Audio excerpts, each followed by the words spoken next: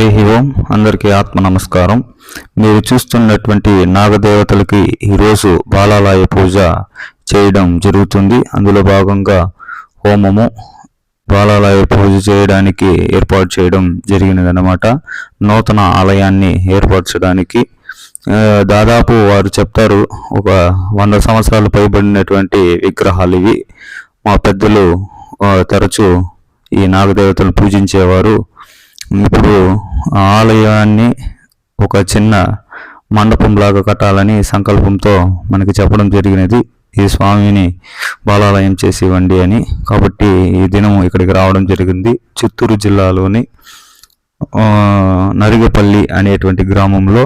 అదేవిధంగా ఇక్కడ మీరు చూస్తున్నటువంటి వీరభద్ర స్వామి యొక్క ఆలయానికి కూడా గత కొన్ని రోజుల ముందుగా మనమే వచ్చి ఇక్కడికి మా చేతుల మీదుగానే బాలాలయ పూజ చేసి ఆలయాన్ని తొలగించి నూతన ఆలయము తొందరగా పనులన్నీ కూడా నిర్మాణం జరిగి ఈ విధంగా అయితే తయారైపోయింది. కార్తీక మాసంలో మహాకుంభాభిషేక కార్యక్రమం కూడా మన చేతుల మీదుగానే చేయనున్నాము. మీరు చూస్తున్నటువంటి బాలాలయ పూజకి ఈ పురాతనమైనటువంటి ఆలయాన్ని మనం చేయడం కూడా చాలా పుణ్యప్రదంగా చెప్పవచ్చును. ఇక్కడ చుట్టూ ఎటువంటి ప్లేస్ అయితే ఉందన్నమాట. కాబట్టి మీకు అందరికీ కూడా చూపించాలని. చూడండి, ఇటువంటి మంచి కార్యక్రమాలు చేయాలంటే భగవంతుడి యొక్క అనుగ్రహం మాకు ఇవ్వడం కూడా చాలా విశేషమని చెప్పుకోవచ్చును. ఈ ఆలయం చక్కగా నిర్మాణం జరిగింది. అతి తొందరగా శ్రీ వీరభద్ర స్వామి యొక్క అనుగ్రహంతో ఇక్కడ కూడా ఆ నాగదేవతలకు కూడా పునఃప్రారంభము చేసి కొత్త నూతన ఆలయంగా ఏర్పడనుంది. కాబట్టి అది కూడా మీకు ఈ ఆలయం ఇప్పుడు చూశారు కదా, ఇదే నాగదేవతల్ని తర్వాత కూడా నేను వీడియో చేసి మీకు పెడతాను. చూడండి అని ఎంత మంచిగా చేపిస్తామో అనేది. అదేవిధంగా యాగం ప్రారంభమవుతున్నది. కాబట్టి ఇక్కడ ఉన్నటువంటి పురాతనమైనటువంటి ఒక మర్రి చెట్టు కూడా ఉందన్నమాట. దాదాపు ఆ మర్రి చెట్టుకి ఎటు చూసినా ఒక 200 సంవత్సరాలు అయితే ఈజీగా ఉండొచ్చునండి మన అంచనా ప్రకారం. ఎందుకంటే అప్పట్లో పెద్దలు పెట్టినటువంటి నాగదేవతలు అనమాట. న్యాచురల్గా చేయడం జరిగింది. ఇటువంటి మహా కార్యక్రమాన్ని చేయడానికి కూడా భగవంతుడు మాకు ఎటువంటి ఒక మంచి, చూడండి ఇప్పుడు మీరు చూస్తూ ఉండే ఈ మర్రి చెట్టు అనమాట. అతి పురాతనమైనటువంటి మర్రి చెట్టు. ఇది మొగిలి చెట్టు అండి. ఇది మొగిలి చెట్టు అండి. ఇవ్వండి ఈ మర్రి చెట్టు చాలా విశేషం. ఏదో ఒకటైతే దీనికి మిస్టరీ ఉండే ఉంటుంది. మరుగు పడిపోయినాయి అన్నీ కూడా. కాబట్టి మనము వాళ్ళ కోరిక మేరకు ఈ యొక్క కార్యక్రమాన్ని దిగ్విజయం చేయడానికి ఈ గ్రామానికి విచ్చేసి మన తోటి ఆచార్యులతో ఈ యొక్క కార్యక్రమాన్ని అయితే చేయిస్తూ ఉన్నాము. కాబట్టి మీ అందరికీ కూడా ఆ నాగదేవత యొక్క ఆశీర్వాదము. ఈ దసరా వేడుకలు జరుగుతుంది కదా, ఇందులో భాగంగా మనం కూడా ఒక ఆలయాన్ని పునర్నిర్మాణం కోసం ఈ యొక్క నాగదేవతలకి మంచి ఆలయాన్ని నిర్మించాలని మంచి సంకల్పంతో ఈ పర్వదినాన కూడా ఇటువంటి నిర్ణయం తీసుకొని వారి సంకల్పం మేరకు మనము ఈ బాలాలయ పూజ చేస్తూ ఉన్నాము. మీ అందరికీ కూడా అమ్మవార్ల ఆశీర్వాదం ఎల్లవేళ ఉండాలి మనస్ఫూర్తిగా కోరుకుంటూ ఈ పూజను వీక్షించండి, చూసి. ఎందుకంటే నా మాటలే మీకు వినిపిస్తూ ఉంటుంది. ఎందుకంటే చూడండి, భగవంతుడు మనకి ప్రత్యక్షంగా మనము ఒక పసుపు ముద్ద చేసి పెట్టినా కూడా అందులో భగవంతుడు కొలువై ఉంటాడు.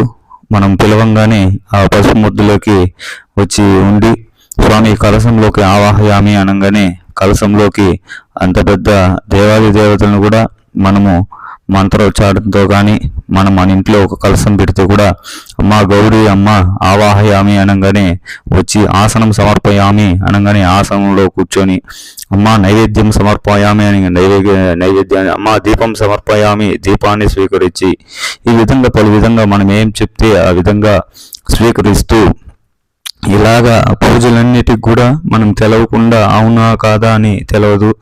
ఎన్నో రకాలైనటువంటి విషయాలంతా మనం గమనించాలండి. ఒక పూజలో మనము చూడండి, మంత్రాలన్నీ కూడా అర్థం తెలియనటువంటి మంత్రం వ్యర్థం అందే చెప్తారు పెద్దోళ్ళంతా కూడా. ఎందుకంటే దీని యొక్క విషయం ఏమి, దీని యొక్క విశేషం ఏదో మనకు తెలవాలి. చూడండి, దేవాది దేవతలైనటువంటి ఉమామహేశ్వరుని యొక్క కైంకర్యంలో భాగంగా మనము స్వామివారిని ప్రార్థిస్తామనుకోండి, శివయ్యని ప్రార్థిస్తామంటే శివయ్య వస్తా ఉన్నాడు అనుకోండి, దేవాది దేవతలంతా ఇచ్చేస్తారు. అదేవిధంగా మీరు చూస్తూ ఉంటారు చిన్న చిన్న చిత్రాల్లోనే శివయ్య కానీ వస్తే ఎటువంటి మర్యాదలు ఉంటాయి అనేసి. అదేవిధంగా మనం కలశారాధన చేసేటప్పుడు ఏ ప్రధాన దేవతకి ఏదైతే మనం అనుకుంటామో అందరూ కూడా అక్కడ వచ్చి నిలబడతారంట. ఎందుకంటే ఈ భువనాలలో ఇక్కడికి దేవుని మనం పిలవగానే రావడము ఎంత విషయం ఉందో చూడండి. కాబట్టి మనం చేసే ప్రతి పూజ నమ్మకంతో అండి. నమ్మకంతో మనం భగవంతుడా సాక్షాత్తు మనం నమ్మితేనే మనకి దాని నుండి ఫలితం ఉంటుంది. నమ్మకపోతే ఎట్టి ఫలితాలు ఉండవండి, ఖచ్చితంగా ఎట్టి ఫలితాలు ఉండవు. కాబట్టి ప్రతి పూజను కూడా మనము సంతోషకరంగా చేసి దిగ్విజయంగా మనము ఆ పూజ యొక్క ఫలితాన్ని పొందాలి అనుకుంటే ఖచ్చితంగా నమ్మి ఆ పూజలు అనేది చేయాలి. యజ్ఞాలు అందరూ చేయాలి. యజ్ఞాలు చేయడం వల్ల ప్రకృతి బాగుంటుంది. ప్రకృతి వల్ల మనకి సిరి సంపదలు, అష్టైశ్వర్య, భోగభాగ్యములు, ఆరోగ్యము అన్నీ కూడా సిద్ధిస్తుందండి. అన్నీ కూడా సిద్ధిస్తుంది. కాబట్టి మీరందరూ కూడా వీలైనంత వరకు మీ కుటుంబంలో ఎటువంటి సమస్యలు వచ్చినా చూడండి, చాలా కాలంగా చాలా మంది అనారోగ్యంతో బాధపడుతూ ఉంటారు, ఆర్థికంగా బాధపడుతూ ఉంటారు, ఇంకా ఇతర విషయాలకి బాధపడుతూ ఉంటారు. అట్లాంటప్పుడు భగవంతుని పోయి ప్రార్థన చేయడానికి కూడా ఒక్క రూపాయి కూడా జేబులో లేని సమయంలోనే భగవంతుడి దగ్గరికి పోయి మనం ప్రార్థన చేయాలి. భగవంతుడు అట్టి సమయంలో నీ నుండి ఏమీ కోరుకోడండి. నువ్వు దయామయుడు పోయి దయతో భగవంతుని పోయి ప్రార్థన చేస్తే నీకు ఏదో ఒక రూపంలో భగవంతుడు అనుగ్రహంతో నీకు అన్ని మంచి జరుగుతుంది. అదే విధంగా నేను అందరికీ చెప్తా వస్తూ ఉంటాను, ఎప్పుడు కష్టంలో ఉన్నావో అప్పుడే భగవంతుణ్ణి ప్రార్థన చేయాలి. ఊరికే కాదు, మనం ఎన్నో కర్మలు చేసి ఉండాము, ఎన్నో తప్పులు చేసి ఉండాము, తెలిసి కానీ తెలియక కానీ. ఎవరు కూడా ఏం చెప్తారు, నేను ఎవరికి ఏ తప్పు చేయలేదు, ఏ మోసం చేయలేదు, ఏ ద్రోహం చేయలేదు, నాకు భగవంతుడు ఇట్టిచ్చాడే అని. ఎందుకంటే అన్ని ఏదో ఒక కారణం అయితే ఉంటుంది. కాబట్టి ఈ విధంగా ఉన్నటువంటి ఈ భౌతికమైనటువంటి లోకంలో మనమంతా కూడా భగవంతుని యొక్క కైంకర్యంతోనే మన పాప పుణ్యాలని పోగొట్టుకుని మంచి మార్గంలో నడుస్తూ అందరినీ కూడా నడిపించాలి. ఈ యొక్క పూజని మీరందరూ వీక్షించి స్వామివారి ఆ నాగదేవత అనుగ్రహం మీకు కూడా ఉండాలని మనస్ఫూర్తిగా ప్రార్థిస్తూ, కార్తీక మాసంలో ఈ యొక్క బాలాలయ పూజ చేసినటువంటి ఆలయాన్ని కూడా మీకు వీక్షించేలాగా చూపిస్తాము. ఈ వీరభద్ర స్వామి అనుగ్రహము, భద్రకాళి అనుగ్రహము మీ అందరికీ ఉండుగాక. ఓం శక్తి, ఆదిశక్తి, మహాశక్తి, పరాశక్తి, సిద్ధి, బుద్ధి, యోగం, జ్ఞానం, అష్టసిద్ధి, జీవన్ముక్తి, సర్వశక్తి, రాజరాజేశ్వరి శివాయ నమః.